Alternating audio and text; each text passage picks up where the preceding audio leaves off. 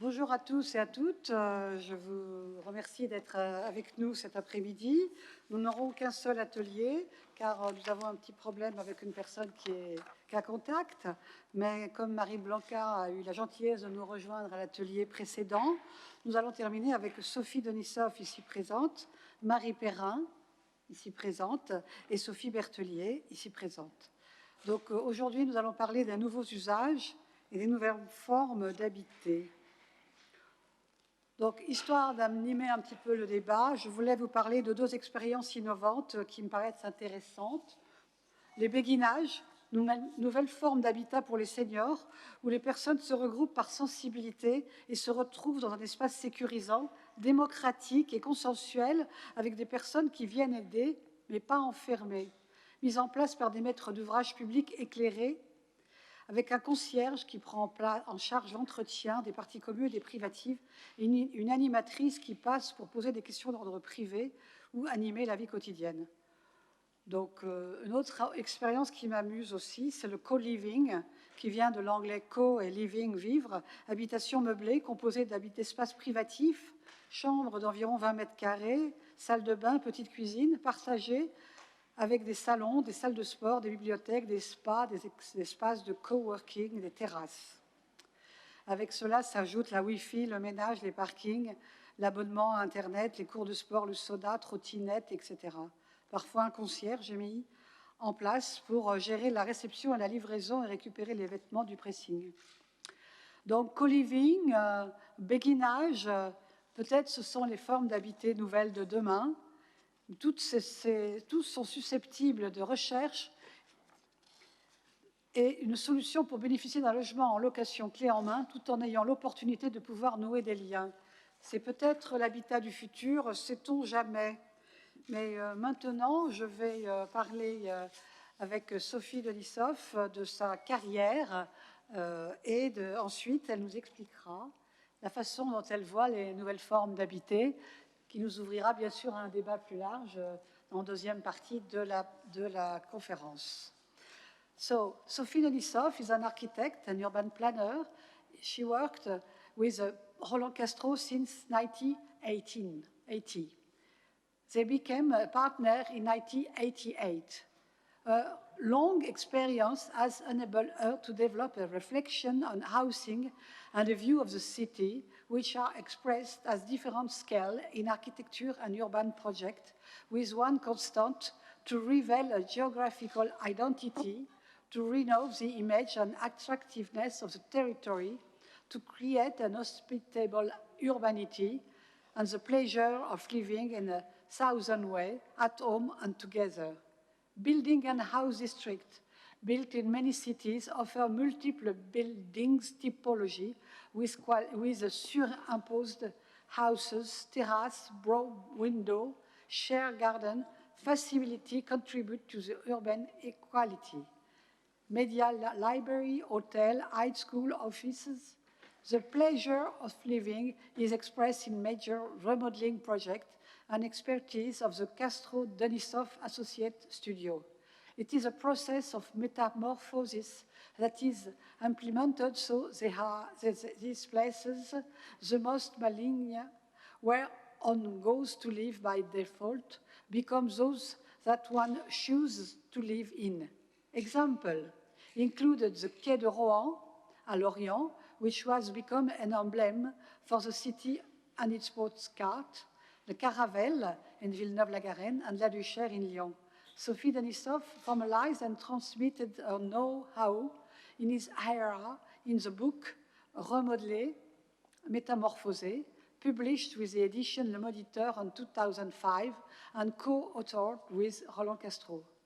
Sophie Denisov participates on the innovative reflection on the conception of the city and the territories which give rise in 1983 to Banlieue 98, a mission of the Prime Minister, and 1984 to the conception of the first Grand Paris, and in 2007, l'atelier Castro Denisov Associés, winners of the international consultation of the Grand Paris within the IGP, develop operational concept in the form of les chemins de l'urbanité, concretely posing what the way of living in the metropole of 21st century could be. 4 concepts have been developed: elevating the city, living on the river, liberating users, and living in the sky, a concept that is now taking shape with the construction of the emblematic tower in Ambervilliers, a vertical village with shared garden every 4 floors. Chevalier des Arts et des Lettres, Sophie Denisov taught architecture design at the School of Architecture Paris-La Villette. She is also a winner of the Prize Woman Architect dans l'œuvre originale en 2020. She has a special mention. So, Sophie Denisov, it's your turn to introduce yourself. S'il vous plaît, Sophie, présentez-vous et présentez vos travaux. Merci Catherine, merci de votre invitation à ce colloque et merci de rassembler toutes ces femmes de talent. Alors, cet atelier qui parle, enfin, ou cette table ronde qui parle de nouvelles manières d'habiter, de nouveaux usages, elle fait bien sûr écho à un mouvement qui est profond, une aspiration à un plus grand bien-être. C'est un mot qu'on a beaucoup entendu ces 2 jours. Un rapport apaisé à la ville, un attachement à son logement et finalement une plus grande hospitalité des lieux en général. Et nos modèles urbains, les standards de l'habitat sont remis en question pour prendre en compte de nouvelles donnes, le rapport au temps, le rapport à la santé, le contact avec la nature et le besoin de retisser des liens. To speak of new ways of living, of new uses, is to echo a profound movement, an aspiration to greater well-being, a calmer relationship with the city, an attachment to one's home, a greater hospitality of places in general. Our urban models and housing standards are being called into question to take into account new factors: the relationship to time, health, the city of the quarter hour, contact with nature, the need to reestablish ties. C'est un sujet qui interroge l'espace de la ville et l'espace jusqu'à l'espace de son propre logement, et un sujet sur lequel je travaille aux côtés de Roland Castro depuis toujours, qui part d'une critique radicale de la ville héritée du mouvement moderne et de la pensée fonctionnaliste, et qui explore les conditions d'une bonne urbanité. It is a subject that questions space, from the city to its dwellings, and that I have always explored with Roland Castro, and today we are pursuing at the agency. Starting from a radical critique of the city, inherited from the modern movement and functionalist thinking, and exploring the conditions of a good urbanity.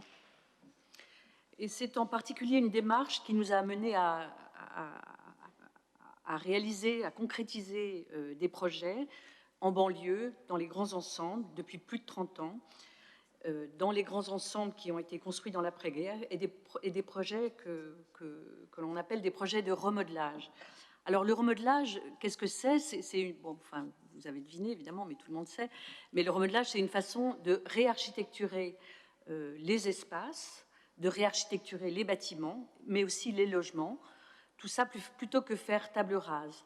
C'est une transformation en profondeur, plutôt qu'une simple remise aux normes. It is in particular an approach that has been concretized with the implementation for the last 30 years of projects of remodeling of large ensembles built in the post-war period. Remodeling is a way of re-architecting spaces, buildings, and housing rather than wiping the slate clean. It is an in-depth transformation rather than a simple retrofit. C'est à Lorient que nous avons posé les fondamentaux du remodelage. Nous avons retissé l'espace urbain et les continuités avec la ville. Nous avons remodelé le bâti, ouvert, ajouté, drapé, dessiné une silhouette. Nous avons aussi requalifié le sol, le rapport au sol, le rez-de-chaussée, agrandi et embelli les entrées, les halls d'entrée. Et puis, dans les logements, nous avons essayé de pousser les murs avec des extensions, des terrasses, des beaux windows, qui modifient complètement le rapport à l'extérieur et qui sont des lieux d'appropriation pour les habitants. Enfin, ce qui a été fait à Lorient et qui a été un enseignement pour nous, c'est qu'on a eu l'intuition de multiplier et de diversifier complètement les typologies de logements, à la fois par ses extensions, mais aussi en créant des nouveaux bâtiments. Et dans un grand ensemble de plus de 400 logements qui était constitué de seulement 4 types d'habitats, à la fin du projet, on se retrouvait avec 50 types d'habitats différents.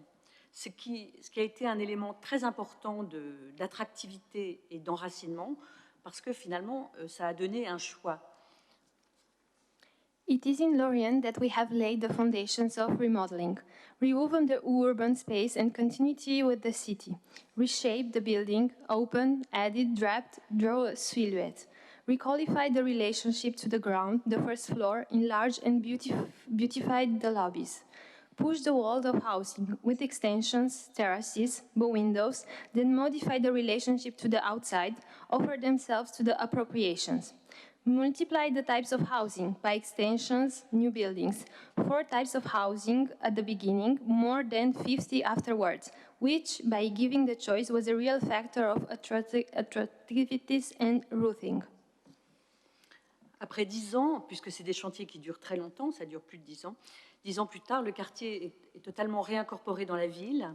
Il a retrouvé une forme de maritimité, un rapport à la mer, et ses habitants sont fiers d'y habiter. C'est même devenu, ce qu'on voit sur la photo, c'est devenu une carte postale pour la ville. 10 years later, the district is reincorporated into the city, has regained a relationship with the sea. Its inhabitants are proud to live there. It has become a postcard for the city. Alors, il y a d'autres projets de transformation et je vais vous présenter 2 projets qui sont à la Duchère à Lyon et à Vigneux-sur-Seine, qui sont 2 manières de transformer l'image et la composition de grands archétypes du mouvement moderne, la barre et la tour. Alors, à la Duchère, il y a une transformation de la morphologie de la barre grâce à l'épaississement du bâtiment sur ses 13 premiers niveaux. On a épaissi de plus de 2,80 m, presque 3 mètres, grâce à l'écrêtement des 4 derniers niveaux pour fabriquer des sortes de maisons sur le toit. Et tout ça a modifié complètement les proportions de la barre. Ces interventions ont permis d'agrandir de manière significative les surfaces habitables, mais aussi les profondeurs des loggias, et ont permis de multiplier les possibilités d'agencement et les typologies. Et ça, c'était un objectif clairement formulé par un maître d'ouvrage qui était extraordinaire, que j'adore, qui s'appelait Gérard Klein, qui était pour lui augmenter la surface, donner de la surface, offrir une variété très importante de typologies d'habitat. C'était un levier pour susciter le désir de revenir dans ces bâtiments et dans ces quartiers. Et la barre, qui bénéficiait évidemment déjà d'une vue spectaculaire sur la Saône, une situation extraordinaire, une fois transfigurée, elle devient une sorte de grand vaisseau moderne et devient un élément du paysage lyonnais, mais aussi une adresse valorisante. The projects of La Duchère in Lyon and Vigneux-sur-Seine are 2 ways of transforming the image and compositions of the great archetypes of the modern movement, the bar and the tower.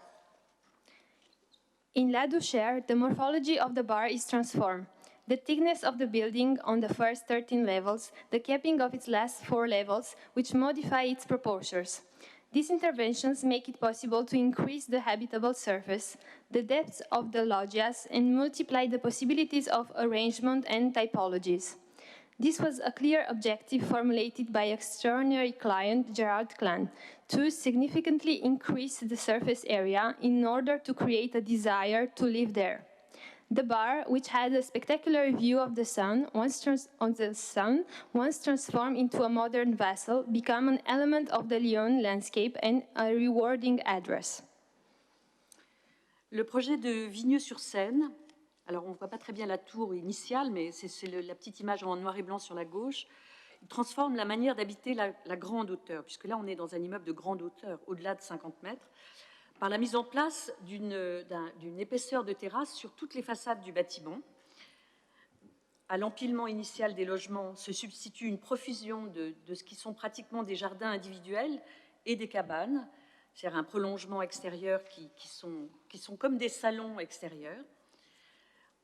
En plus de ça, on a créé pas mal d'espaces communs, de services mutualisés, de jardins partagés qui sont disposés à différents niveaux de la tour, y compris dans les derniers niveaux qu'on a neutralisés pour sortir de l'obligation d'être dans un bâtiment défendu par les pompiers.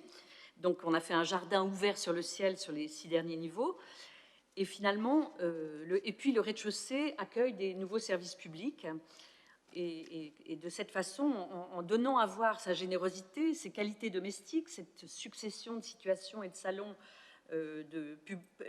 domestiques qu'on a sur toute la tour renouvelle son image, elle donne de l'optimisme, et puis elle réconcilie le quartier avec sa mémoire, puisque c'était une série de 7 tours qui étaient là, et une seule a été conservée, et c'est un peu la mémoire de ce quartier des années 70 qui est conservée et qui est embellie et qui emporte la ville dans une histoire qui n'efface pas tout, quoi. The Vigneux-sur-Seine project transforms the way of living in a high-rise building by the installations of a great thickness of terraces on all the facade of the tower. The initial stack of apartments is replaced by a profusion of individual gardens and cabins that are true outdoor living rooms. Common spaces, shared services, and shared gardens are arranged at different levels of the tower. The first floor hosts new public services. By showing its generosity, its domestic qualities, the tower renews its image with optimism and reconciles this neighborhood with its memory.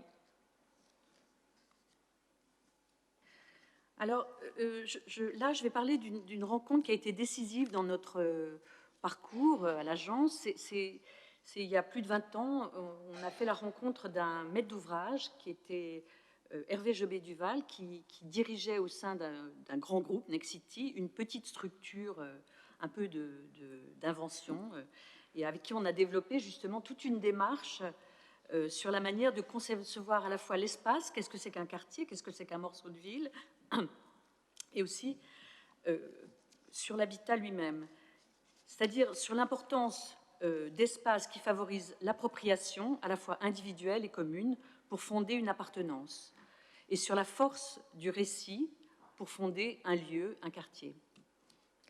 Finally, there was a decisive meeting 20 years ago with the project manager, Hervé Jobé-Duval, within the Nexity Group, with whom we developed an inventive approach to the way of conceiving the space of the city and of housing, on the importance of spacing favoring individual and common appropriations in order to found a sense of belonging, on the strength of the narrative to found a place.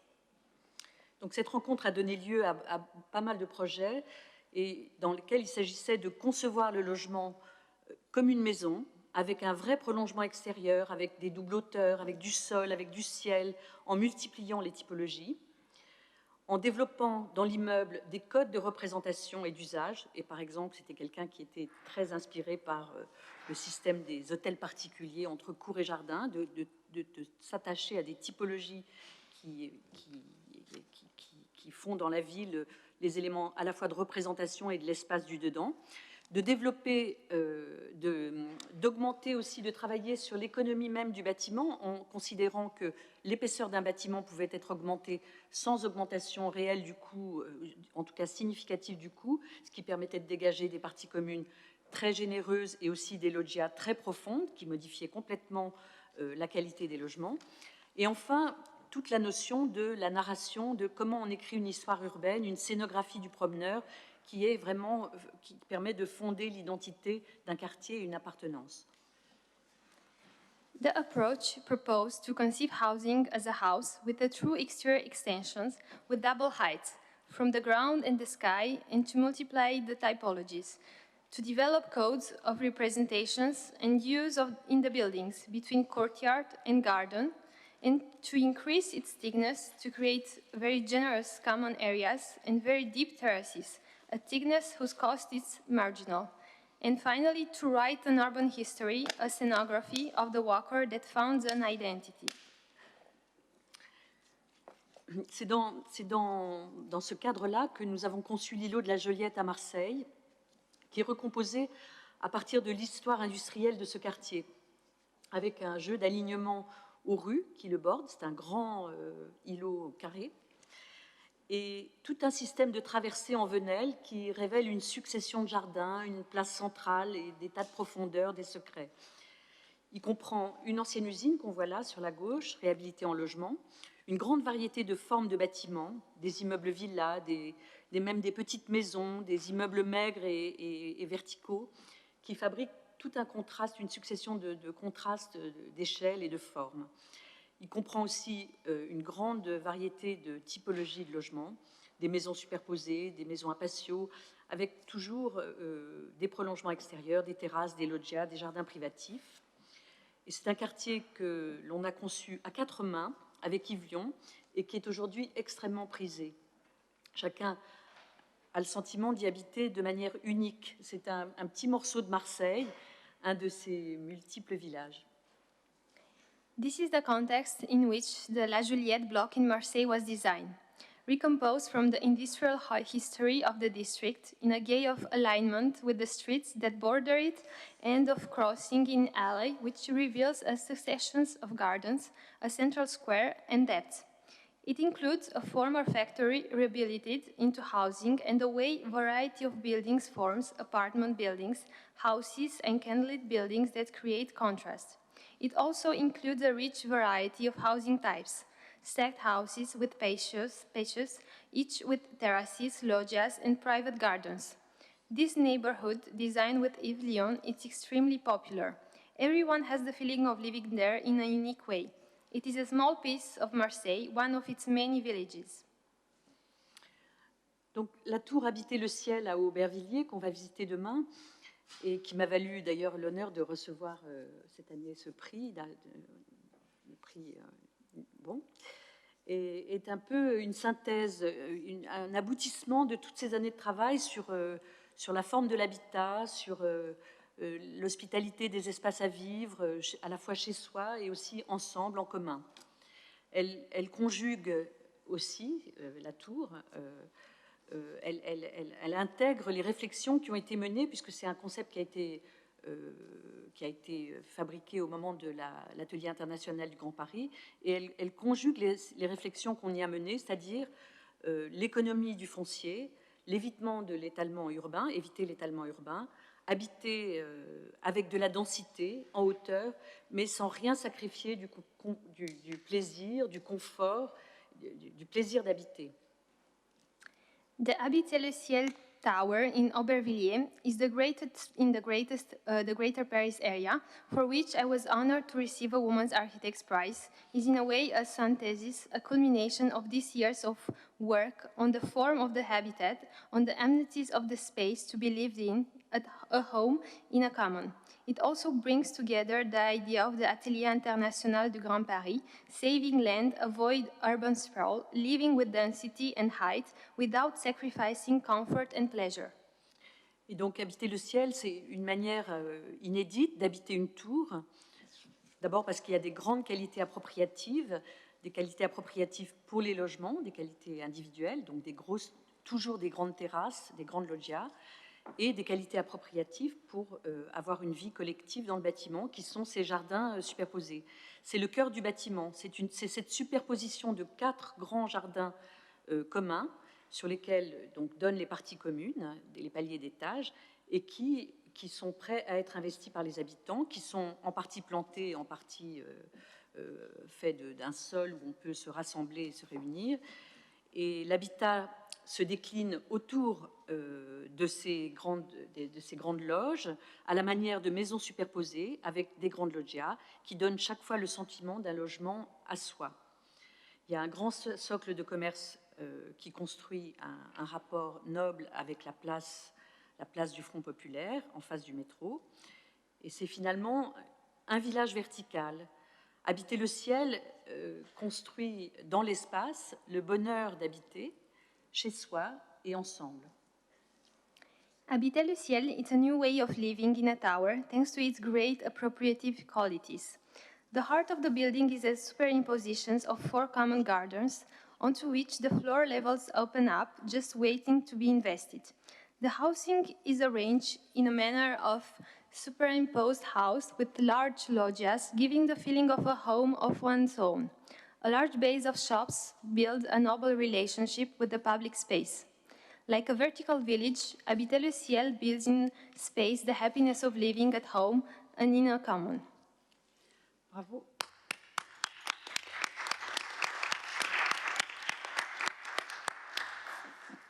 Merci Sophie pour cette magnifique présentation qui concerne votre production architecturale. On y reviendra un petit peu tout à l'heure et surtout demain puisqu'on va aller visiter 5 projets, dont le vôtre à Aubervilliers en tout début d'après-midi ou en milieu d'après-midi. Donc 3 femmes, 3 architectes. La deuxième, c'est Marie Perrin. Marie Perrin, jeune femme architecte de TICA, architecte et urbaniste. So, Marie Perrin, from TICA, Architect and Town Planners.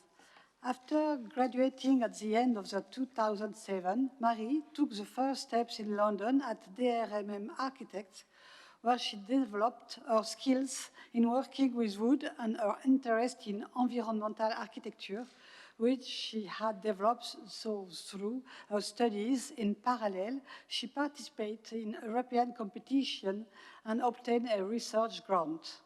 2 years later, back to France in Nantes, she registered and created the agency TICA by developing the idea competitions with one European PAN in Saintes to launch herself and make the first experiences. In duo with her first partner in 2011, she tracks private order, including the intergenerational house built in a solid wood of the Gironde estuary, where she received the regional prize Futur au Bois, Poitou-Charentes. By dint and perseverance, the project of the Ferme du Marais, ecologue, on the edge of the ocean, was entrusted to her following a sketch that was convincing. Other projects will follow in leisure and tourism, such as the water ski lift of Nozay, the eco-camping of Buis, and the footbridges of the ferry bridge of Rochefort, as well as the housing operation, social and private, in a progress and study. In 2016, she won with a partner Grégoire Barrault, the JAP, Young Architect and Landscape Architect de la Loire, with highlights the agency approach on the project carried out. The same year, she joined forces again with the third architect, Charles Coiffier, and an urban planner, Jérôme Gouelou, thus continuing the interest she had already developed over several years in urban issues and making of the city. Putting the project engaged by the detour and the conversation into a narrative allows to put into practice the field of reflection and action of TICA and will be rewarded and encouraged by the Young Urbanist Prize, PJU, in 2018. The claimed hybridization between urbanism and architecture will find its expression of the winning competition in the shadow of the canopy, which combine renewal and town center, renovation and existing heritage, and creation of a health center and a house of association. This project, which uses a site concrete made with materials recovered from an old building, is currently being delivered. Pursuing its approach as close as possible as the user, it is currently carrying out an operation of immediate wood through housing and participative in Les Champs Libres de Nantes. Today, she pursues its value by actively participating on the promotion of the frugal architecture, which is a meaningful for the users and their environment. Chère Marie, pouvez-vous nous présenter vos travaux dans le cadre de notre atelier sur les nouvelles façons d'habiter? Bien oui, merci pour cette présentation in English. Donc comme beaucoup de jeunes agences sans référence au démarrage, donc on a plutôt des projets d'habitat privé, individuel. Sachant que c'est aussi un sujet donc, qui est essentiel dans notre profession et un enjeu important. Et donc, avec le premier projet auquel on s'est confronté, on a commencé à se poser des questions au sein de l'agence sur l'habitat. C'était le projet 2 en 1, donc c'est un projet un peu particulier puisque la demande, c'est de pouvoir faire cohabiter plusieurs générations sur des séjours courts ou longs et que tout se passe bien. Et donc pour ça, on a proposé de concevoir 2 habitats dans un, en aménageant et en organisant les espaces de manière à ce que chacun puisse aussi trouver son rythme de vie sans se gêner. Donc il y avait des degrés d'intimité un peu différents et jusqu'à des espaces partagés. The first projects of the agency, which were private orders from individuals, revolved around the theme of housing because it is an essential subject in our profession and a major issue for generations. We realized our first project of habitat with 2-in-1, an intergenerational habitat in the estuary of the Gironde, entirely built in CLT, solid wood, which was the first reflection that we had around the questions of living within the agency. For this order, it was asked to create a habitat allowing to welcome on short and long stays a parent, children, grandchildren in cohabitation. The choice fell on the realization of 2 habitats in one, with arrangements with present various degrees of intimacy going until the spaces, but put in common, and this in order to facilitate the modes of life of each one and to offer a pleasant stay well lived by all and thus renew regularly. Ensuite, on a eu l'opportunité de travailler donc, sur des opérations mixtes, donc du logement social locatif et en accession, mais aussi mixé avec des logements libres. Donc ces opérations, elles avaient pour intérêt, en tout cas pour nous, de questionner déjà la mixité et l'égalité de traitement des logements, pour leurs abords aussi, et selon le type d'accès qui était attribué, donc locatif, accession libre ou aidé. Donc déjà, c'était une première question qui nous était importante de traiter. Et puis, on a profité aussi de ces opportunités pour questionner les formes individuelles et collectives en milieu dense et ainsi explorer l'habitat intermédiaire. Donc c'est le cas notamment pour le projet des Marsaudries à Nantes.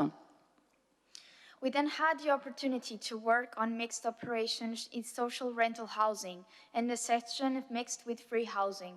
These operations question first of all the mixed and the equality of treatment of housing and their surroundings according to the type of access, rental and free or assisted access. We also have taken advantage of these opportunities to question individual and collective forms in a dense environment and thus explore intermediate housing. This is the case for the Marsaudries project in Nantes. Donc cette nouvelle forme d'habitat, elle a pour intérêt notamment de concilier les aspirations du schéma de la maison individuelle, qui est très présent à Nantes, avec celui de l'habitat collectif, puisque le site où l'on construit est en développement avec des logements notamment en R+5, R+7. Et cet adressage en fait domestique du modèle individuel nous a tout de suite questionné et nous a amené à travailler sur la hiérarchisation des espaces de manière à créer des transitions. Donc des transitions depuis les espaces privés, les espaces publics, vers les espaces privés. Donc avec des dispositifs d'aménagement extérieur et aussi architecturaux qui permettent d'induire en fait cette intimisation des espaces sans avoir forcément de barrières ou à traverser. Donc on a notamment des exemples de différences de niveau, de rétrécissement, de resserrement et aussi des accès comme des escaliers ou des cheminements, un maximum de logements. Et ça permet vraiment d'intimiser, de personnaliser aussi l'accès au logement. Et il y a aussi quelque chose qui nous a paru très important au contact avec l'échange avec les habitants, c'est qu'ils souhaitaient aussi pouvoir identifier leur logement. Et donc là, il y a eu un travail aussi qui a été fait sur la manière dont on pouvait, avec le dessin architectural, permettre aussi cette identification qui est une forme d'appropriation pour les habitants. This new form of habitat allows a reconciliation of the aspirations of the individual house scheme with those of the collective habitat. In particular, the domestic addressing of the individual model has led us to work on the hierarchization of spaces to create transitions from public to private spaces through semi-private spaces. These spaces are designed in a way as to induce, through their configuration, uses such as narrowing of spaces, differences in levels or access devices to a maximum of 2 dwellings. Alors, on a pu renouveler cette expérience de l'habitat intermédiaire avec un autre projet qui est également à Nantes, qui s'appelle les Champs Libres, alors qui est un peu particulier et donc qui a mis aussi sur table d'autres questionnements, notamment autour de la mutualisation. En effet, on se trouve dans une opération d'habitat participatif et il se trouve qu'on a proposé, donc, avec les habitants et les autres acteurs du projet, d'avoir 6% des surfaces dédiées à chaque logement qui ont été réinjectées dans les espaces partagés. Donc tous les choix et les décisions, bien sûr, ont été faits dès le démarrage du projet avec tous les acteurs. The form of intermediate housing is also found in the Les Champs Libres project in Nantes. The question of mutualization arose in particular because we are in a participative housing operation. Indeed, 6% of the surface area dedicated to each dwelling was reinjected in the shared spaces. The choices and decisions were made collegially during workshops in which all the actors participated. And these questions also allowed us to feed our reflections and enrich our proposals on more traditional operations because the requests emerged from the inhabitants, so we are closer to the real needs and aspirations. And these data, therefore, have an impact on the new forms of living and housing that we produce in general. Ces questions, en effet, elles nous permettent aussi de nourrir nos réflexions sur des projets qui sont peut-être plus classiques avec des cahiers des charges un peu plus normés. Puisqu'on se rend compte que toutes ces demandes au contact des habitants donc font émerger en fait ces questionnements et nous permettent aussi de renouveler un peu les formes d'habiter. Alors on a aussi l'exemple qui est pour l'instant sous forme d'appel à idées, qui a été remporté mais qui n'est pas réalisé. C'est notamment l'appel à projet expérimental qui a été lancé par le pôle métropolitain Nantes-Saint-Nazaire, qui avait pour intention de réinventer l'habitat périurbain de demain, donc avec des formes plutôt individuelles à la base. Et ce qui est intéressant en fait dans leur démarche, c'est qu'ils ont intégré dans le cahier des charges des habitants volontaires, donc un groupe d'habitants volontaires, pas forcément des futurs habitants, on n'est pas du tout dans un domaine participatif, qui ont pu faire émerger en fait des souhaits partagés. Il y a eu plusieurs sessions, nous on n'y a pas eu accès, mais les enjeux qu'ils ont émis ont été rédigés ensuite dans le cahier des charges. Et donc dans ces enjeux, il y avait notamment l'enjeu de la mutualisation, l'enjeu de l'écologie, de la flexibilité. Donc on s'est emparé de toutes ces questions et on a proposé notamment ce projet. Alors c'est un projet on a appelé ça les métairies, donc c'est en référence aussi à l'architecture vernaculaire. Et donc une métairie est composée de 2 bâtiments qui forment 5 logements, donc un groupe de logements.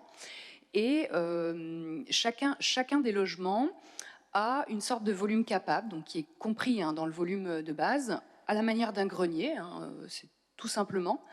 Et en plus propose notamment dans un des volumes un espace partagé à l'échelle de 5 logements. We also have the example of the experimental call for projects launched by Nantes-Saint-Nazaire Metropolitan Cluster to reinvent the peri-urban habitat for tomorrow, which has integrated from the drafting of the specifications of volunteer citizens to determine the issues. The questions of mutualization, ecology, and flexibility were wished expressed by these voluntary inhabitants and thus included in the specifications. The principle of the métaire that we propose, and which is inspired by vernacular architecture, forms a group of 5 habitats distributed in 2 buildings. Each habitat has a space to be fitted out in the private volume, in the matter of attics, a sort of capable volume, but also shared space with co-ownership for 5 dwellings integrated in the built volume. Les démarches citoyennes que l'on voit émerger dans les projets sont également, selon moi, une aide précieuse au développement des constructions écologiques dans les projets de logement. Ici, on a le projet de la Ripossière à Nantes, où on a fait la proposition de construire en partie le projet en bois paille. Il a été adopté, cette proposition a été adoptée à l'unanimité par les habitants et surtout il a permis de garantir son maintien dans le temps. malgré les enjeux financiers, puisqu'on est sur du locatif, de la cession sociale et du locatif social, et donc on est sur des prix en fait de sortie qui sont très bas. Et on a pu, grâce aux arbitrages qu'on a fait aux habitants sur d'autres aspects, on a pu conserver ce mode constructif. Le projet est en livraison en ce moment. Et donc, ce que je retiens de cette expérience, c'est que c'est vraiment intéressant d'intégrer tous les acteurs du projet dès le démarrage, parce qu'on voit qu'on peut réussir à faire évoluer le cahier des charges. On a même des retours des maîtrises d'ouvrage qui nous disent déjà avoir fait évaluer leur cahier des charges en fonction de cette expérience. The citizen approaches that we see emerging in the projects are a precious help to the development of ecological constructions in the housing projects. Here, on the Riposière project in Nantes, where the proposal to build the project partially in wood straw was unanimously adopted by the inhabitants and allowed to guarantee its maintenance in the operation in spite of the financial stakes, since arbitrations could be made on other aspects of the project. Hence, the interest for all to integrate all the actors upstream of the projects to define the needs and validate their feasibility and to make the specifications evolve.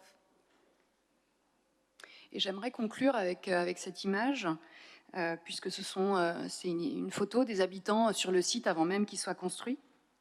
Et c'est aussi pour mettre en avant que, selon moi, les enjeux tels que la collaboration, la flexibilité, la mutualisation et l'écologie ont un impact positif sur l'architecture que nous produisons et qu'ils puissent prendre en compte les aspirations et les nouveaux usages et ainsi produire de nouvelles formes d'habitat.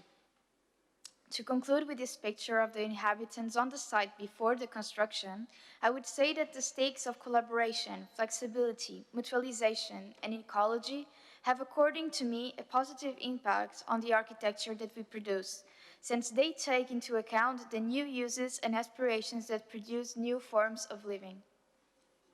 Merci.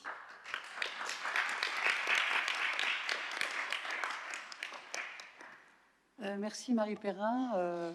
Nous sommes toujours très enthousiastes à voir vos images et vos projets et nous espérons aller en visiter d'autres bientôt. Donc une architecture contemporaine, moderne, écologue et sensible. Bravo. Passons maintenant à Sophie Berthelier. Sophie Berthelier est architecte et elle travaille depuis un certain nombre d'années dans le SBBT qu'elle a fondé elle-même. Sophie Berthelier, architect. The story began in 1992 under the acronym BFT and then continued in 2008 by SBBT.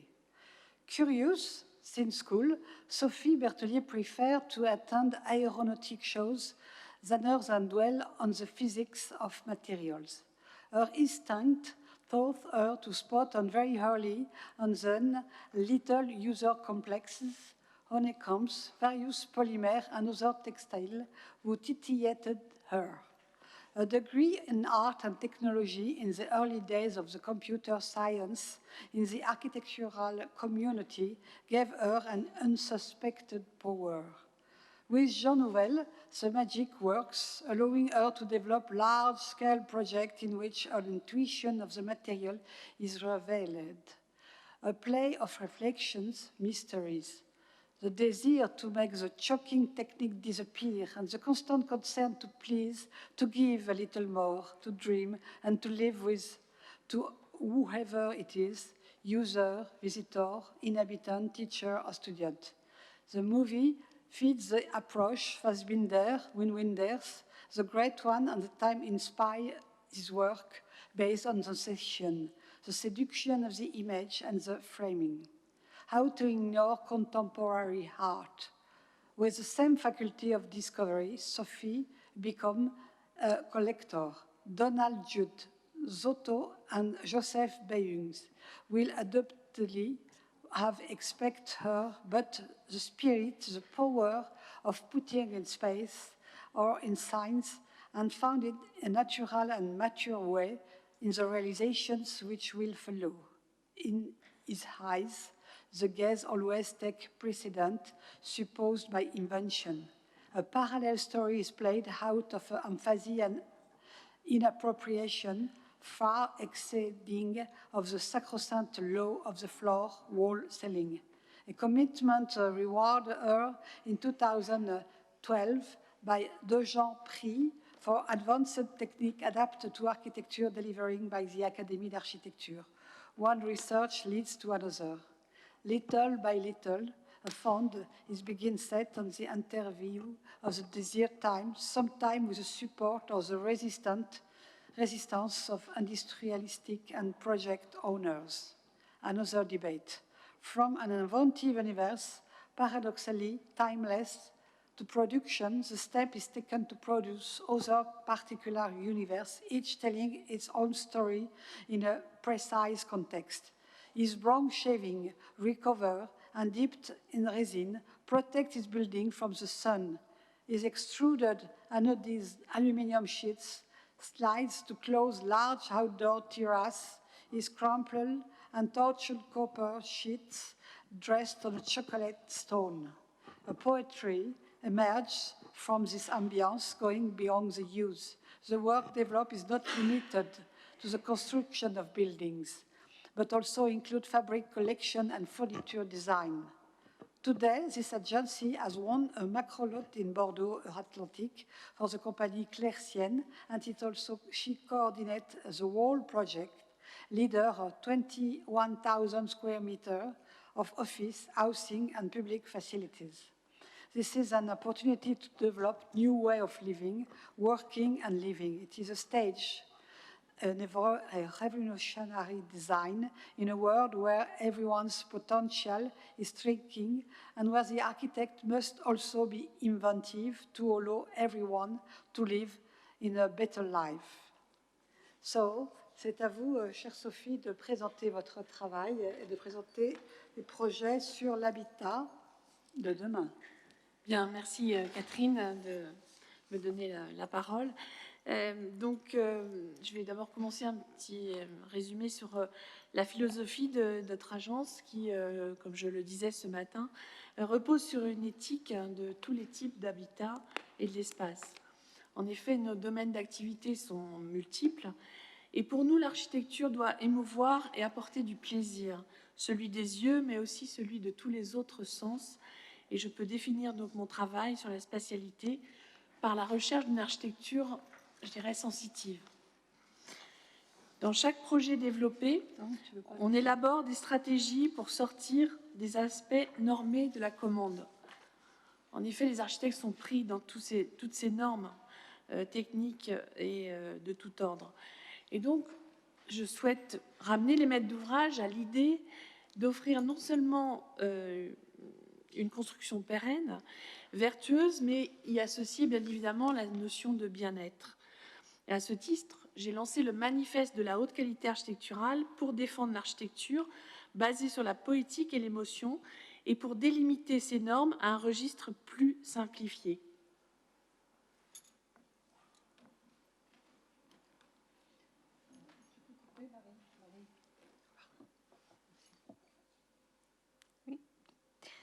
The philosophy of the agency is based on the ethic of the habit and space. Indeed, our fields of activity are multiply. Architecture must move and bring pleasure, that of the eyes, but also of the other sense. I can define my work on spatiality by the research of the sensitive architecture. In each project, developed strategies and developed to get out of the standardized aspects of the commissions. Architects are caught up in standards of all kinds. I wish to bring back the owners to the idea of offering not only perennial, virtuous construction, but also to associate the nation of well-being.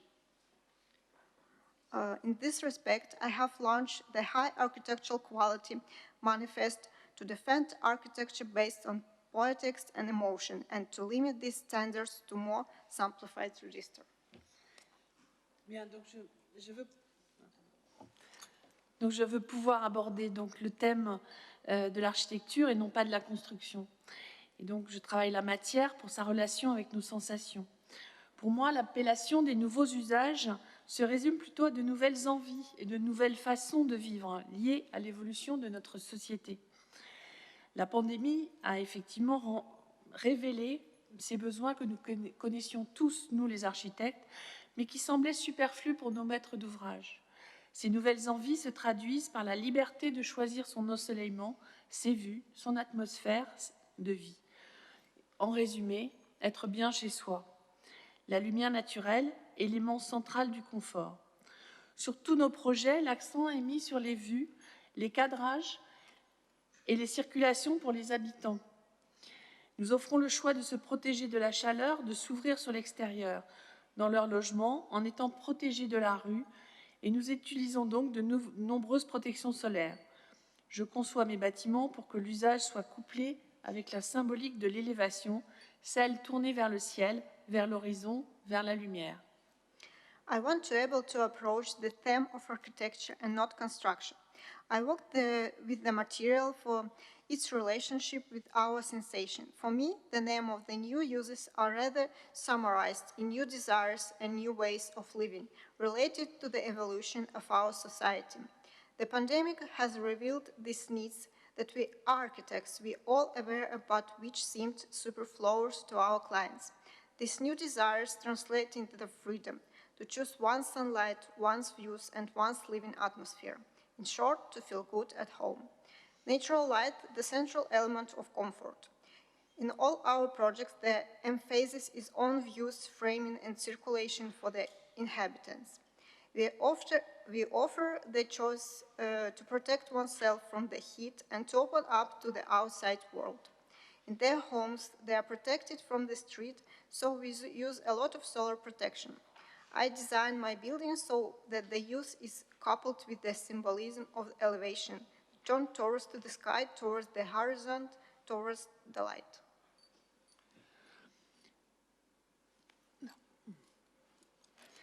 Nous pouvons donc citer notre programme de logement que vous voyez sur l'écran, sur le parc, celui de la ZAC-Seguin à Boulogne-Billancourt, que nous avons terminé en 2015. 180 logements bénéficiant de lumière naturelle en grande quantité, avec des visions cadrées sur l'horizon et des terrasses très larges pour permettre leur appropriation par les habitants. Des pièces en plus sont disposées sur les balcons pour installer un vélo, faire de la gymnastique, servir d'espace pour les enfants ou pour servir de... Excusez-moi, vous revenez vers la fin. Oui. Pour les enfants ou pour servir de stockage dans tous les cas de figure. Des matières qui changent de tonalité avec les saisons, l'ensoleillement. Des espaces créés pour le bien-être de tous, des programmes accession et sociale traités selon les mêmes critères de matérialité des façades, les mêmes principes constructifs et les mêmes surfaces, les mêmes perceptions extérieures et les mêmes options d'usage de pièces en plus. We can cite our housing program on the park, that of the ZAC Sion in Boulogne-Billancourt, which we built in 2015, 180 homes benefiting from a great deal of natural light. Views frame on the horizon and very large terrace to allow their appropriation by the inhabitants.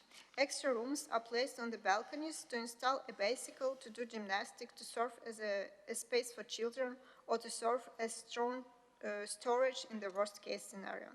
Materials that change tone with the seasons, the sunshine, spaces created for the well-being of all. Accession and the social program treated according to the same facet materials, the same exterior perceptions and the same room usage options.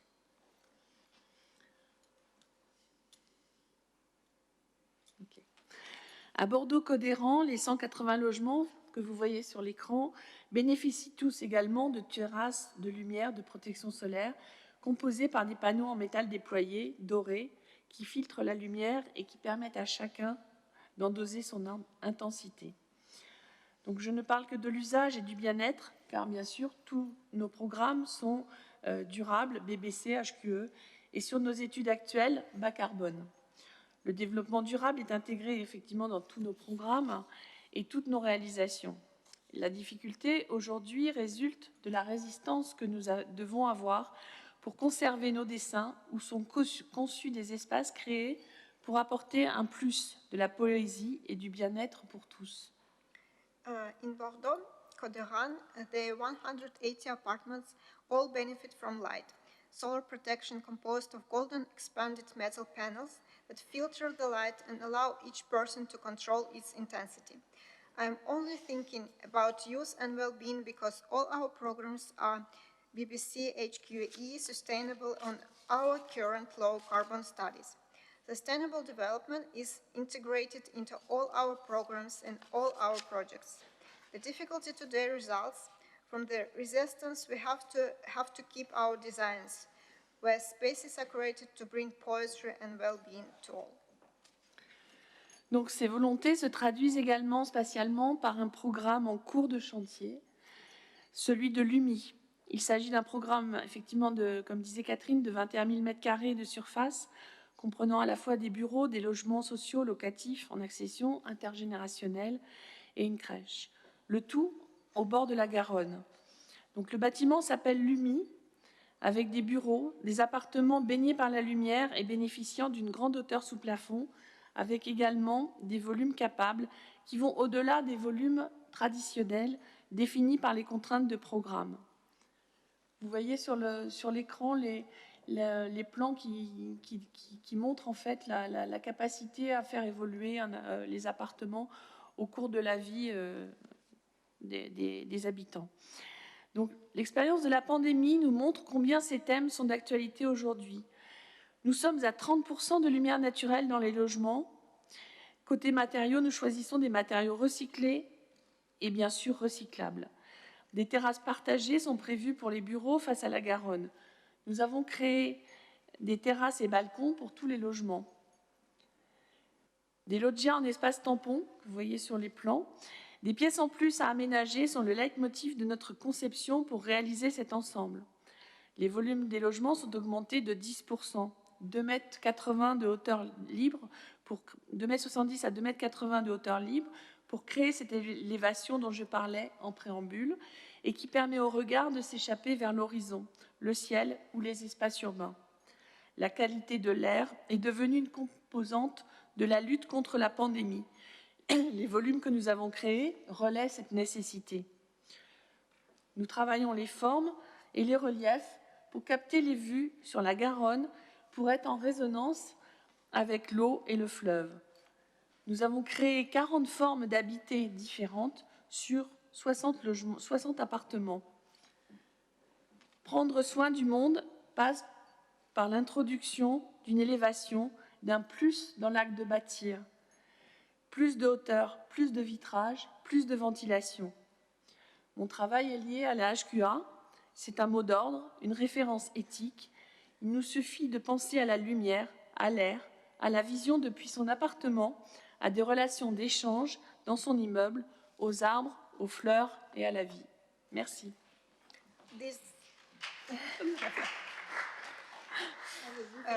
This desire is also reflected spatially in a program currently underway, that of LUMI, a program of 21,000 square meters of surface area, including offices, social housing, rental, ownership, and integrational nursery, all on the banks of the Garonne. The building is called LUMI, with offices and apartments bathed in light and benefiting from the high ceilings, with volumes that go beyond the traditional volumes defined by the program constraints. The experience of the pandemic shows us how topical these themes are today. We are at 30% of natural light in the house. In the terms of materials, we choose recycled and, of course, recyclable materials. Shared terraces are planned for the offices facing the Garonne. We have created terraces and balconies for all the apartments. Loggias as buffer spaces, additional rooms to be arranged are the leitmotif of our design to achieve this set. The volumes of the dwellings are increased by 10% to 0.70 meters of free height to create this elevation. I mentioned in the preamble, and which allow the glance to escape towards the horizon, the sky of the urban spaces. Air quality has become a component of the fight against the pandemic. The volumes we have created relate this need. We work on the forms and reliefs to capture the views on the Garonne to be in the resonance with the water and the river. Taking care of the world involves introducing an elevation, a plus in the act of building. More high, more glazing, more ventilation. My work is linked to HQA. It's a watchword and ethical references. We just have to think about light, air, vision from his apartment, exchange relationship in his building, trees, flowers, and life.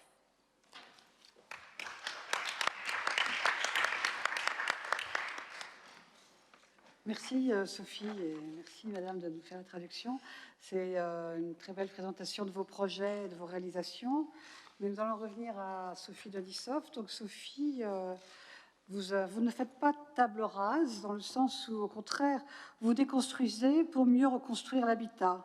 Remodelage, densité, en même temps diversité des lieux, extension des espaces collectifs, grandes loggias ou beaux windows. Vous développez un vocabulaire architectural riche et varié qui est un peu le contre-pied des logements sociaux qui sont les prototypes des banlieues du mal-vivre. Votre architecture veut se substituer aux conceptions initiales. Vous parlez du bonheur d'habiter. En tout cas, vos espaces le suggèrent, le proposent, le mettent en scène, ce bonheur. Vous êtes experte des banlieues, maintenant renommée Grand Paris. Vous proposez de nombreux concepts qui séduisent des promoteurs audacieux. Sont-ils sensibles à votre créativité et à votre nouvelle façon de voir la ville de demain? C'était une question. Est-ce que... Oui.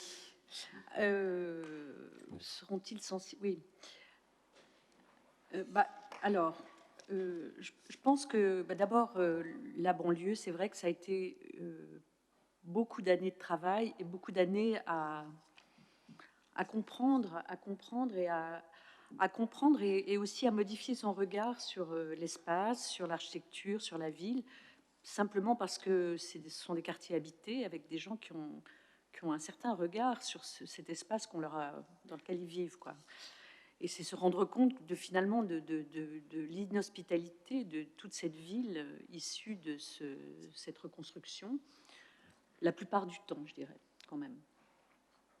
Donc ça, ça a été très formateur pour nous, et c'est ce que j'ai voulu montrer, c'est que ça nous a beaucoup inspiré, y compris dans la manière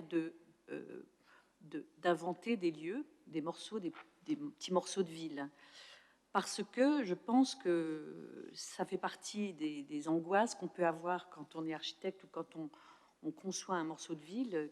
C'est-à-dire qu'effectivement, on a reçu en héritage des grands paquets de grands ensembles, et nous, qu'est-ce qu'on va laisser en héritage? Donc, je pense que c'est évidemment une responsabilité terrible. Moi, je m'interroge énormément quand je vois des nouveaux quartiers, des ZAC qui sont pratiquement à travers la France, souvent interchangeables dans l'écriture, et je pense que, je ne sais pas si tu voulais que je parle surtout des banlieues, mais je pense que c'est encore plus vertigineux, parce que finalement, on intervient dans les grands ensembles, on intervient dans une deuxième vie, dans une deuxième couche de ville. On a presque une armature qui existe, on ne casse pas tout, on s'appuie sur ce qui est, on a une espèce de terreau de base, et puis on construit dessus. Donc c'est assez riche, c'est d'autant plus riche que c'est habité, et que c'est plein de perceptions multiples qui enrichissent la réflexion. Je pense que quand on vient concevoir un nouveau quartier, je trouve que c'est encore plus vertigineux, parce que on passe d'un état d'un site naturel ou d'un site non urbanisé, et on va produire un quartier, quoi, un quartier avec tout le risque que moi je perçois à produire ça, et à savoir comment ça va se passer. Et je pense que c'est une réflexion qu'on a menée en particulier quand on a travaillé à Angers. Enfin, je ne sais pas si qui était de s'interroger, et ça a été un des thèmes aussi des tables rondes, c'est sur comment on arrive à identifier des lieux au terroir. Enfin, au terroir, c'est un peu bizarre de parler comme ça, mais c'est quand même ça la réalité, à la situation, à la ville, aux techniques, aux matériaux qu'on trouve dans la région, etc. Et Angers, c'était très particulier à cause de ça. Il y a un ciel particulier, il y a des clochers, il y a un modelé, il y a une sorte de bocage, enfin, il y a toute une nature particulière. Et il y a le schiste, il y a le tuffeau, enfin, il y avait tout un vocabulaire qu'on a voulu intégrer dans un cahier des charges et qu'on a même travaillé sur. On a fait tout un travail avec une amie, confrère, plasticienne, etc., sur qu'est-ce qui fait l'identité de cette ville d'Angers et comment est-ce qu'on peut réinterpréter dans sa matière, dans ses volumétries, dans ses proportions, à la fois d'espace ou de surface construite, ce qui fait l'esprit de cette région, et y compris dans les plantations, etc., les chemins, enfin, tout ce qui qualifie, etc.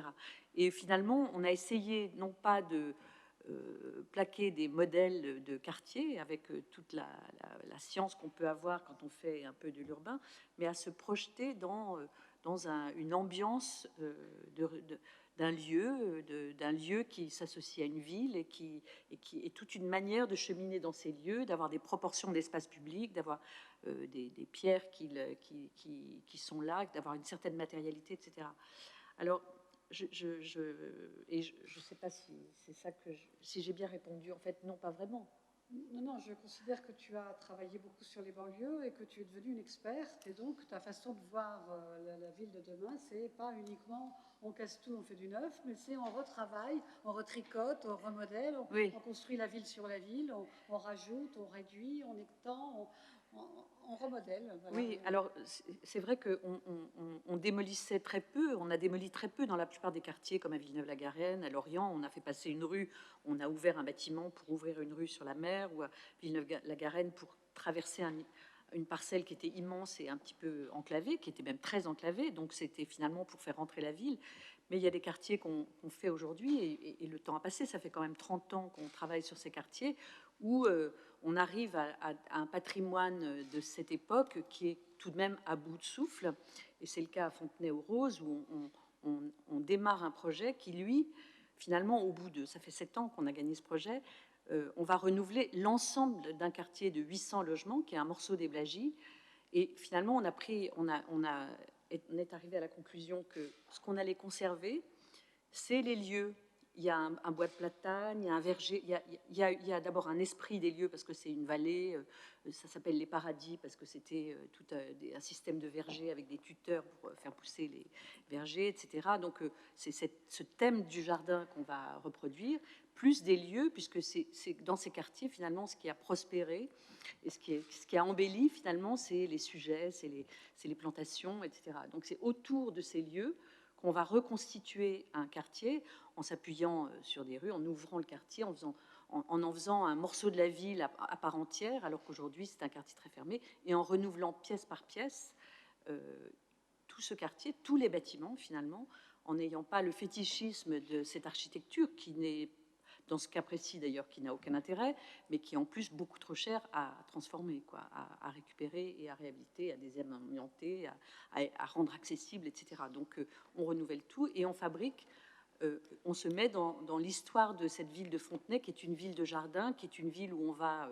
planter des roses, inventer, et finalement où on va essayer de construire avec les 2000 habitants qui vivent ce quartier, toute une histoire de jardins à fabriquer et d'associations à monter pour gérer tous ces jardins communs. C'est-à-dire que ça va être...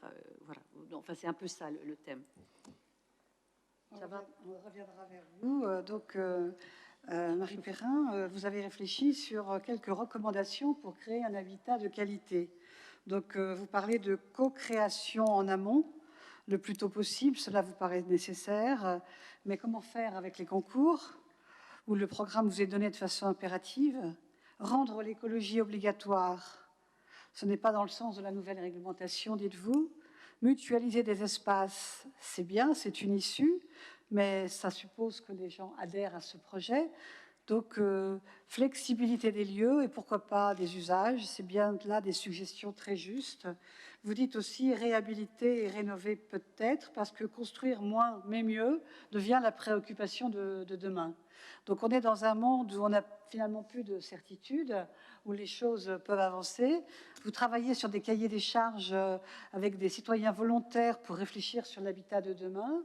Et c'est tout à fait intéressant de voir comment vous réfléchissez sur ces volumes capables, sur des espaces mutualisés, sur aménager des volumes privatifs. Donc, vous êtes dans une réflexion sur le futur qui devrait faire avancer l'état d'esprit des maîtres d'ouvrage et peut-être faire avancer la production architecturale nouvelle. Oui, je ne suis pas sûre de la question, mais en gros, ce que vous me demandez, c'est d'expliquer en quoi on va dire toutes ces nouvelles questions et ces réflexions comment elles peuvent être menées. Justement, c'est en mettant tous les acteurs autour de la table dès le démarrage. Alors, vous avez soulevé une question très importante qui est celle du concours, c'est sûr. C'est vrai qu'on est dans des mécanismes qui ne permettent pas forcément en fait de pouvoir faire de cette manière. Néanmoins, je pense qu'on est suffisamment intelligent pour inventer plein de choses qui nous permettent justement de co-créer. Par exemple, là, le concours dont je vous présentais, il y avait eu une démarche qui a été faite, certes pas avec les architectes, mais qui avait été faite en amont et qui a nourri notre réflexion de façon profonde. Les idées, en fait, elles viennent pas forcément de nous. Hein. Nous, on est là pour les aider à émerger, les aider à qu'elles prennent vie avec l'espace. Mais en amont, il y a vraiment un travail fort à développer. Et moi, je suis assez persuadée que et pas forcément tomber dans la caricature du participatif, puisque forcément, on en a parlé ce matin, ce sont des mécanismes qui sont trop complexes. Parfois et qui ne sont pas forcément adéquates, mais il y a plein de manières de faire, hein, à nous un peu de se creuser la tête sur le sujet. Effectivement, on voit aussi que Sophie Denisov réfléchit sur non, c'est toi, sur 80 ou vous, sur 80 logements, il y en avait 80 différents, c'est toi, Sophie. Oui, les deux Sophie, en fait. En fait, Sophie Berthelier, vous évoquez dans votre architecture la poésie, l'éthique et le bien-être à tous. C'est pour vous inclus dans les nouvelles formes de concevoir l'habitat. Toujours plus, vous dites, toujours plus de lumière, toujours plus de soleil, toujours plus d'espace, toujours plus de hauteur, et le tout en respectant les normes environnementales. Votre éthique est de concevoir des lieux où le plaisir d'habiter se conjugue avec la matière qui se transforme, avec la lumière, avec la matière que l'on peut toucher, qui est compatible avec la qualité de l'air qui circule.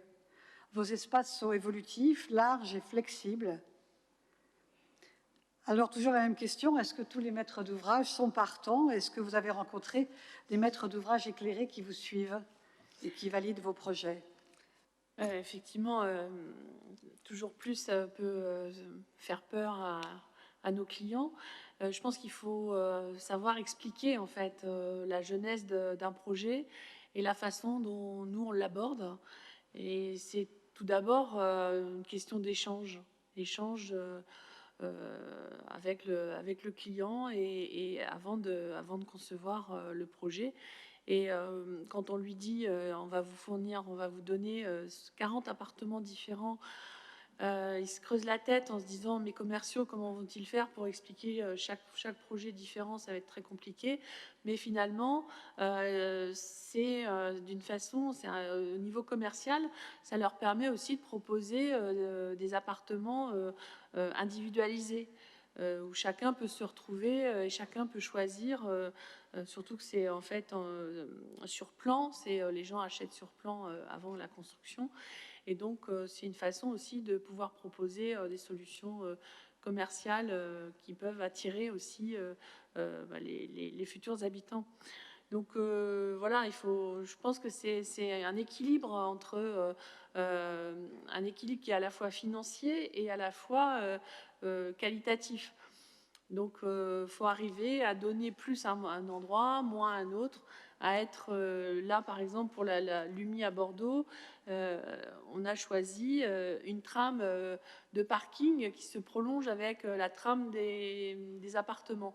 Chose très difficile à faire aujourd'hui avec les normes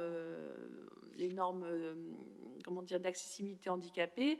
On a défini un certain nombre de modèles ou de principes d'appartements qui permettent de le faire. Et là, ça permet au moins d'économiser une dalle de reprise. Bon, voilà, c'est tous ces mécanismes un peu techniques qui nous permettent, nous, architectes, de dire à notre client, voilà, on va aller vers cette direction-là, mais on va faire attention et on va, voilà, dans quel sens on va donner aussi à notre travail. Donc nous, bon, voilà, donc on trouve des maîtres d'ouvrage éclairés, ils ne sont pas tous comme ça. Donc voilà, je préfère travailler en équipe avec mon client que de répondre de manière à des clauses péremptoires qui ne vont pas dans le sens de la qualité de la part de certains maîtres d'ouvrage. C'est donc dans cette réflexion-là que vous avez... Pardon. C'est dans cette optique-là que vous avez créé la haute qualité architecturale, qui est un courant d'idées que vous avez initié avec des architectes, avec des médecins, avec des ergothérapeutes. Donc, quelles sont les étapes pour vous de cette action sur la haute qualité architecturale? Justement, j'ai créé cette association au regard de mon expérience et enfin, des relations qu'on peut avoir avec nos maîtres d'ouvrage ou avec les décideurs ou avec voilà, des personnes qui ne comprennent pas forcément l'issue de la qualité et de l'apport de la poésie dans un logement. Ce que peut entendre justement des personnes handicapées à qui j'en ai parlé et qui trouvent un intérêt justement dans le choix de nouveaux matériaux, dans le choix d'éclairer les 5 sens à chaque fois qu'on fait un projet. Et donc la HQA est là pour finalement permettre à tous, enfin j'espère, de pouvoir s'en approprier, se l'approprier et pour défendre les clauses même de cette haute qualité architecturale auprès des maîtres d'ouvrage, auprès des décideurs, et de leur dire que cette qualité, ce plaisir qu'on peut avoir dans des locaux qui sont bien conçus, est une sorte de réponse pour tous, surtout actuellement dans la période que l'on est en train de vivre. Et donc cette HQA doit permettre aussi de créer, j'allais dire, un cahier éthique aussi de règles un peu de base à respecter sur la profondeur, sur le maximum d'espace à double orientation, sur des halls traversants, sur des halls d'entrée qui sont un espace de transition entre l'agressivité un peu forte de l'espace extérieur et la privatisation de son espace intérieur. Voilà, toute une série de solutions, mais qui ne sont pas matérialisées forcément et en laissant à chacun sa liberté, mais qui permettent de faire un état des lieux de ce qui nous paraît être un minimum. Merci. Sophie Denisov, vous êtes donc associée avec Roland Castro depuis une trentaine d'années. Donc vous êtes tous les deux co-associés à l'agence Castro Denisov. Je voudrais savoir, vous, en tant que femme, quel est votre rapport au sein de l'agence? Est-ce que vous pensez que vous avez une écriture spécifique, une façon de voir ou une façon de travailler en équipe qui vous est propre? Oui. Oui, sûrement, au bout de 40 ans tout de même, j'espère. Mais bien sûr, je pense qu'on peut très bien rester un peu silencieux longtemps et se construire un point de vue. Je voulais juste revenir parce que je me suis rendu compte que j'ai absolument pas répondu à ta question. C'est qu'évidemment, sur la maîtrise d'ouvrage, je pense que la maîtrise d'ouvrage éclairée, c'est le levier évident. Nous, on n'aurait jamais pu faire l'Orient, habiter le ciel, Vigneux, enfin sans une maîtrise d'ouvrage extrêmement déterminée, extrêmement ambitieuse. La Juchère avec Gérard Klein, enfin c'est des gens qui avaient une volonté et une implication extrêmement importante, surtout dans les projets, enfin dans des projets courts, mais dans des projets longs aussi, où il faut une détermination sur la durée. Donc ça, évidemment, je pense que la maîtrise d'ouvrage, il faudrait former les maîtres d'ouvrage aussi, parce que ils sont déterminants pour faire des bons projets, et c'est là que ça se passe bien. Quand ça se passe mal, les projets en pâtissent forcément quand même. Ensuite, bon ben voilà, oui, à l'agence, moi c'est vrai que je suis associée avec Roland depuis longtemps, très longtemps, et que il a, on est, pardon. Je travaille avec lui depuis 40 ans, je suis associée depuis un peu plus de 30 ans, Et forcément, on n'est pas tout à fait. J'ai quand même été son étudiante, donc j'ai beaucoup travaillé avec lui. Enfin, j'ai beaucoup entendu, mais j'ai forgé une manière de faire, une manière de raconter les projets, une manière de les dessiner ou de les concevoir, bien sûr, oui, heureusement. Enfin, et puis je pense qu'il y a la place dans les agences, et je ne sais plus qui disait tout à l'heure, on a des points de vue qui ne sont pas toujours les mêmes, mais c'est assez constructif parce que ça met à l'épreuve les réflexions, les projets, et c'est comme ça qu'on avance. Et puis je pense qu'à l'agence, il y a des équipes qui sont... Moi, je travaille avec certains, Roland travaille avec d'autres, enfin, on a une façon de travailler, mais qui se nourrit aussi parfois de ces contradictions ou au contraire, de ces convergences, voilà, de points de vue. Marie, vous avez parlé des espaces capables, donc des volumes capables et des espaces partagés. Espaces partagés, mais volumes capables, de quoi s'agit-il? Volume capable, enfin, pour moi, là-bas, c'est tout simplement le grenier.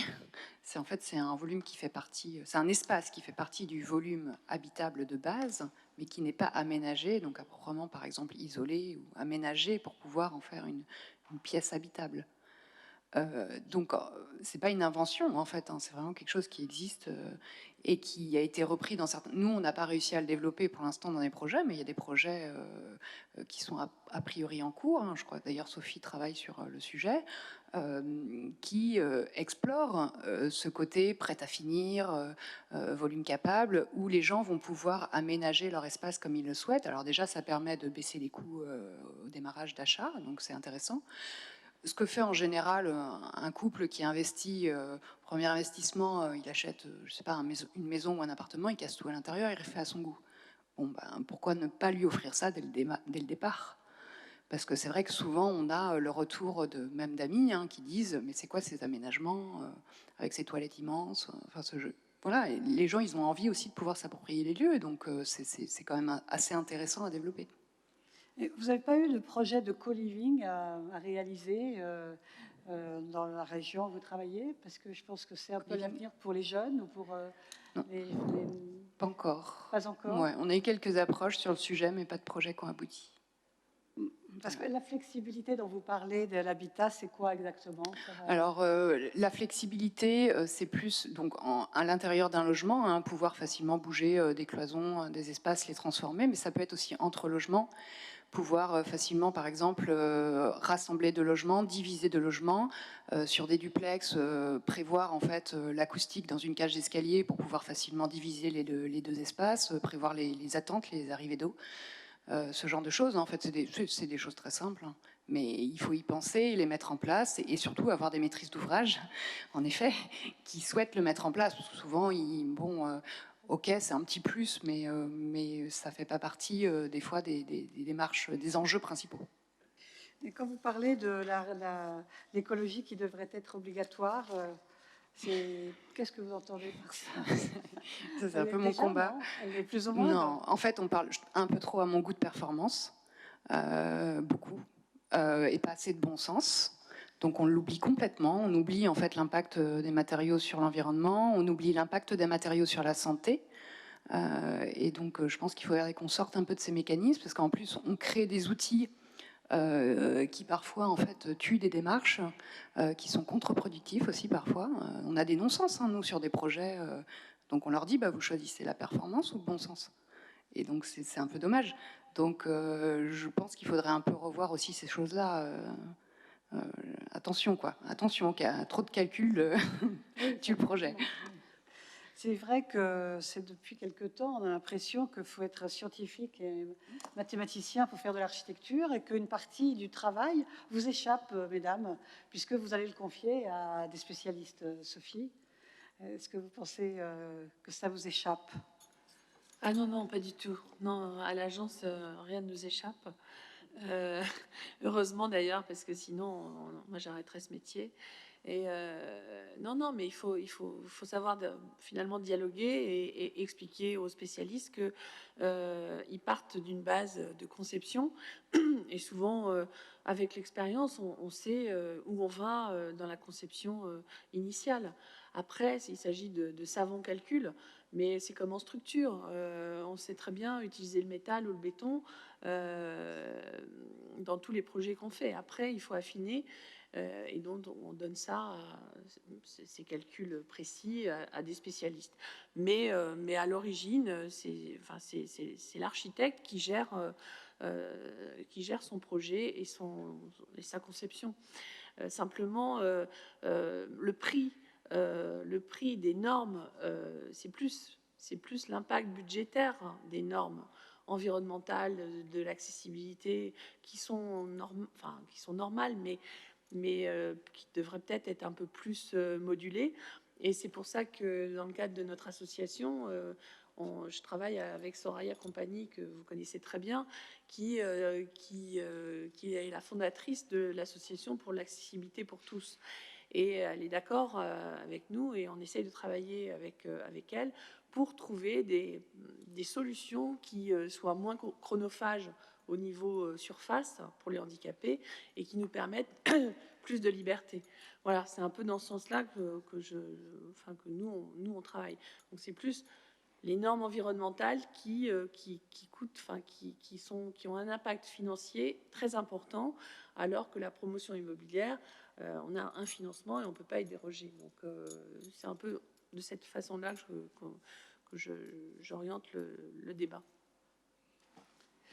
Sophie, qu'est-ce que vous pensez de ce monde environ, cette chape de béton qui vous est tombée dessus avec toutes ces normes environnementales et autres, avec des calculs sur l'énergie grise produite par exemple, tous les matériaux que vous allez mettre dans l'immeuble, est-ce que ça vient peser dans votre bilan de production de l'architecture, ou est-ce que c'est embarrassant, ou est-ce que ça vous... Je pense aussi que pardon.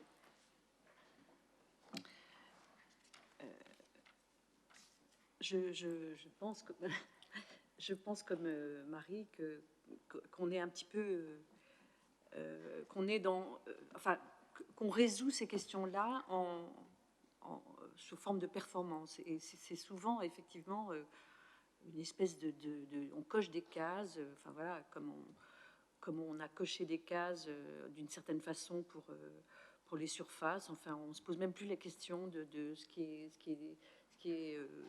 bon, ce qui est plaisant, ce qui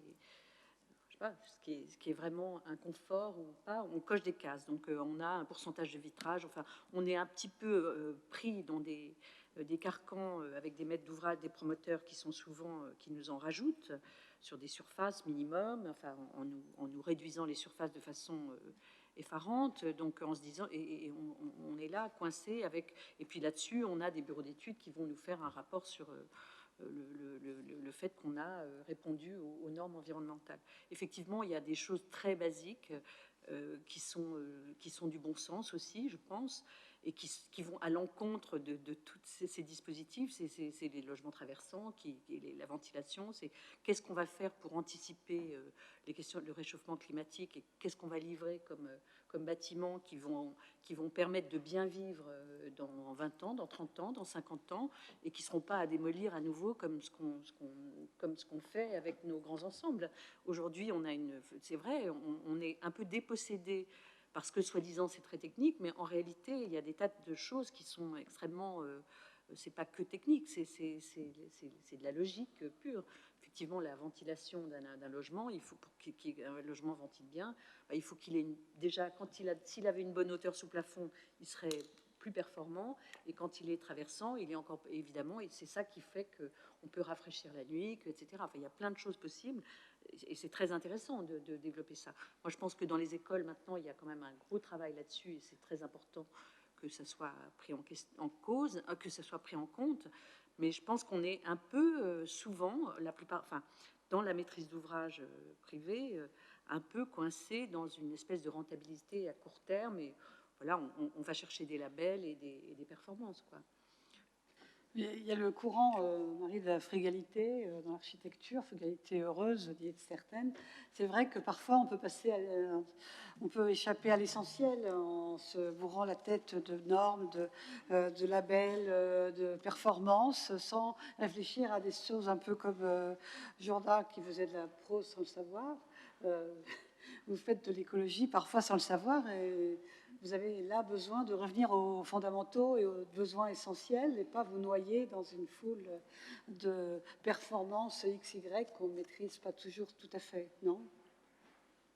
Oui, moi je voudrais revenir aussi sur le fait, ce que je disais, construire moins mais mieux, même voire arrêter de construire hein, carrément, et se dire qu'il faut rénover, réhabiliter. Quand je vois les super réalisations de Sophie, ça fait rêver. Le truc qui m'inquiète, c'est qu'il y a un engouement, je pense, qui est en train de se faire là pour la rénovation et la réhabilitation, donc ça part d'un bon principe. Sauf qu'en fait, j'ai peur que ça se fasse déjà sans les architectes. Hein, malheureusement, et que du coup on oublie les questions de bien-être, de lumière, de ventilation, de matériaux, donc de santé. Et comme on est parti pour 30 ans, c'est-à-dire qu'on a loupé une marche. Donc je pense qu'il faut qu'on soit vraiment vigilant là-dessus pour être présent en fait pour cette transition, notamment vis-à-vis de ces questions-là. Voilà, donc j'espère qu'on va prendre le bon virage. C'est un peu ce que vous essayez de faire avec votre association HQA, c'est-à-dire de revenir aux fondamentaux qui sont le plaisir d'habiter, le plaisir d'être dans un endroit dont la matière, dont les éléments structurants apportent la santé, le bien-être, et donc ce sont quand même les fondamentaux de l'architecture. Oui, tout à fait. C'est de revenir à ces fondamentaux. C'est ne pas renier ces normes, mais de les englober dans un ensemble qui permettent de pouvoir concevoir une architecture faite pour le plaisir. Bon, donc nous sommes là presque en fin de colloque sur comment améliorer la place des femmes dans l'architecture. Donc, Sophie, auriez-vous une idée une ou des idées pour faire en sorte que les femmes soient, leurs conditions soient égales à celles des hommes dans ce domaine professionnel? Vaste débat. Comme on l'a dit ce matin, ça passe aussi par l'éducation dans les écoles, dans les lycées, les collèges, enfin les collèges, les lycées, voilà, toutes les strates de passage de l'être humain au passage adulte. Je pense qu'il faut continuer à militer, même si certaines consoeurs sont contre. Je pense qu'il faut un peu de générosité de notre part, parce que nous, on a déjà un parcours, on s'est déjà battu. Mais là, l'idée, c'est de se battre pour les autres, pour la génération qui vient, pour le futur et pour toutes les jeunes femmes qui vont un jour être architectes. Donc moi, c'est ma façon de voir les choses, essayer de donner et de partager. Voilà. Sophie Denisov, vous avez quelques conseils pour les générations arrivantes? Comment pourrait-on arriver à une véritable parité dans la profession de l'architecture? Je ne sais pas, je pense qu'il y a plein de manières de lutter. Bon, moi, je ne suis pas très militante, mais il y a plein de manières de lutter, y compris chez soi. Je pense que la question de l'éducation des enfants, elle est fondamentale. Je pense que c'est un mouvement inéluctable. Voilà.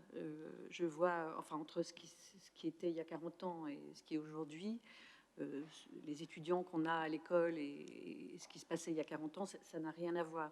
Je pense que la manière dont les jeunes pères s'occupent de leurs enfants, ça n'a rien à voir avec ce que moi j'ai vécu.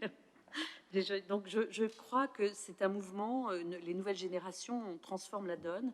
Je pense que dans les agences, les jeunes agences, ça se fonctionne très différemment aussi. Les femmes ont leur place, etc. Donc je ne dis pas qu'il faut rien faire. Je pense qu'il faut un peu de discrimination positive. Il faut qu'il y ait des femmes qui soient présentes dans des institutions importantes. Il faut qu'il y ait tout ce que vous menez, c'est hyper important. Et que on y arrivera nécessairement. Alors, il y a peut-être toujours, comme dans des mouvements de balancier ou je sais pas quoi, des moments de régression. on voit bien que les questions religieuses, elles font retourner en arrière sur des tas de questions. Bon, mais j'ai quand même une confiance. Je pense qu'il y a des tas de gens qui sont positifs et qu'il y a des tas d'hommes qui veulent ça aussi. Je pense, j'ai assez confiance dans les hommes. Bon, voilà.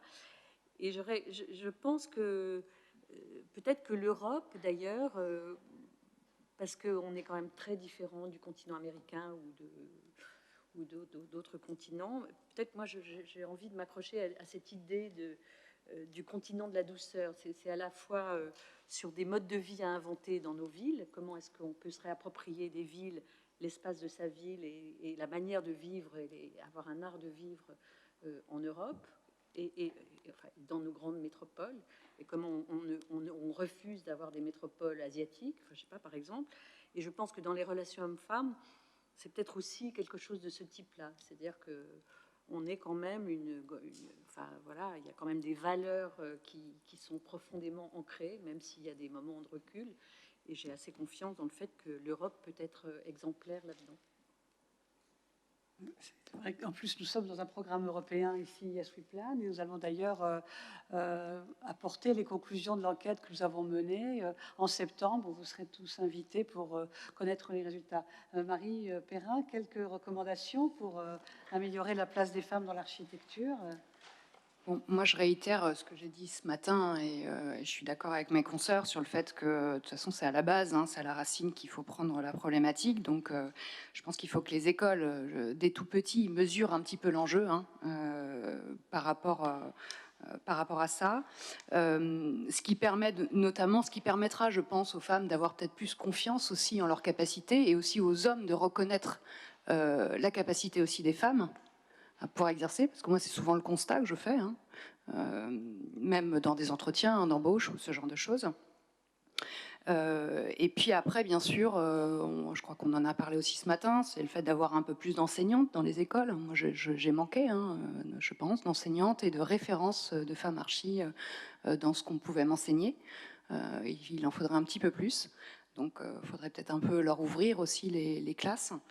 Et puis il y a aussi, après, dans le monde professionnel, on parle beaucoup de sororité féminine, et je pense que cette solidarité, faut pas qu'on ait peur de la mettre en place en tant que femme. Les hommes le font, c'est marrant, je sais pas pourquoi, les hommes le font, j'ai l'impression qu'ils le font naturellement, et les femmes, il y a un blocage là-dessus, un tabou, alors qu'en fait il y a rien de mal, au contraire. Donc je pense qu'il ne faut pas avoir peur de ça, mais là encore, on revient à l'éducation. Je pense qu'il y a un blocage qui se fait dès tout petit. Donc voilà, il faut vraiment penser les deux en même temps, le long terme et le court terme. Merci à vous. Donc, je suis très heureuse d'avoir passé ces 2 jours avec vous. C'était des journées formidables. Sachez qu'on va mettre sous forme de vidéo, avec les diapos et les photos de tous vos projets, l'ensemble des interventions. Et on a 2 rendez-vous. Le premier rendez-vous, c'est demain. Donc demain, on commence à 9h. On va visiter les projets de Florence Lipski, de Dominique Jacob, de Benetta Tagliabue et de Sophie Denisov, et nous finirons par un projet de Fabienne Bull à Saint-Denis. Et sachez que la compétition est ouverte pour le prix des femmes architectes 2021, et que nous allons donc pouvoir dès maintenant recevoir et commencer à étudier vos candidatures. Donc merci à vous toutes. Dernier mot. Merci à Sophie Bertelier d'être venue et donnez-nous des nouvelles de l'association HQE. Merci à Sophie Denisov de nous avoir parlé de sa façon de concevoir l'architecture et de tout son travail qu'elle a mené depuis 30-40 ans sur les banlieues. Et merci à Marie Perrin, Tika, architecte urbaniste, d'avoir bien voulu se déplacer pour nous parler de son expérience nantaise, mais aussi internationale, puisque vous avez commencé à Londres. Et toutes ces femmes ont travaillé et ont des antennes un peu partout dans le monde. Et nous sommes là actuellement visionnés par des femmes architectes aussi bien allemandes, anglaises, guadeloupéennes, qui vont venir d'ailleurs demain à la visite de Guadeloupe, belges, italiennes, anglaises. Donc merci à vous toutes et merci à vous tous. Et nous allons maintenant passer un film. Ce film est un film qui a été réalisé avec toutes lauréate du prix Femme Architecte depuis le début. Donc, nous avons fait 3 films. Bon, aujourd'hui, on ne va pas vous passer les 3, mais comme Nicole Concordet n'a pas pu se déplacer, on va passer un film où Nicole est. Donc, Mathieu va nous passer, s'il vous plaît, ce film. Il y a donc Odile Deck, Corinne Vezzoni, Manuel Gautran, Nicole Concordet, Sophie Berthelier, et puis Dominique Jacob et Florence Lipski, et je dois en oublier une ou deux, et Véronique Joffre. Donc 9 femmes architectes qui ont eu le prix depuis 2013, qui viennent nous exposer la façon dont elles... pourquoi elles ont fait cette participation au prix, pourquoi elles travaillent et comment elles le font. Vous voyez, c'est une très belle synthèse. Merci à vous tous et à vous toutes, et à demain pour ceux qui peuvent venir. Et en décembre, nous avons rendez-vous le 6 décembre pour le prix français des femmes architectes, 9e édition. À bientôt, merci. Merci, Catherine.